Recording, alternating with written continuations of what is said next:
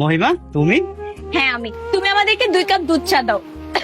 তোমার তো সর্দি লাগছে মনে হয়, তোমারে রং চা দেই আর ভাইয়াকে দুধ চা দিই। হ্যাঁ ঠিক আছে। ঠিক আছে, ওইখানে গিয়ে বসো। হ্যাঁ আচ্ছা।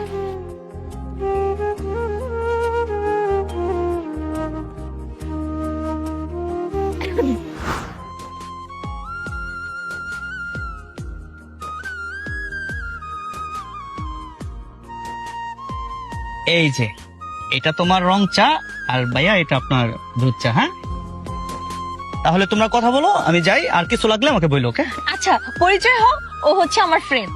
ভাইয়া ইলিয়াস। আচ্ছা যাও।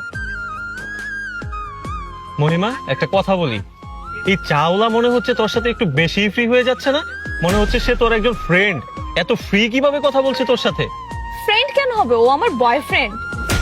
Are you mad? তুই কি পাগল হয়ে গেছিস মহিমা? আমি ওকে সত্যিকারের ভালোবাসি। আমার তো এখন ঘৃণা লাগতেছে। আমি তো পরিচয় দিব না এখন থেকে, তুই আমার বান্ধবী। তুই সাবধানে কথা বল, তুই আমার ফ্রেন্ড বলে আমি কিন্তু তোকে কিছু বলতেছি না। একটা মেয়ে যেখানে সম্মান পায়, হোক সে চাওয়ালা কিংবা কুড়ে ঘরওয়ালা, তার কাছেই কিন্তু সেই মেয়েটা সারা জীবন থেকে যেতে পারে। কিন্তু যেখানে সম্মান নেই, সেখানে দেখ কোটি কোটি টাকা, অথচ সেখানে সেই মেয়েটা সুখে থাকতে পারে না। থাম, তুই থাক তার চাওয়ালাকে নিয়ে, আমি গেলাম। এই দাঁড়া, চা তোর ফ্রিতে খাস নাই, টাকাটা দিয়ে যা চায়ের। আমার কাছে টাকা নাই, তুই দিয়ে দে।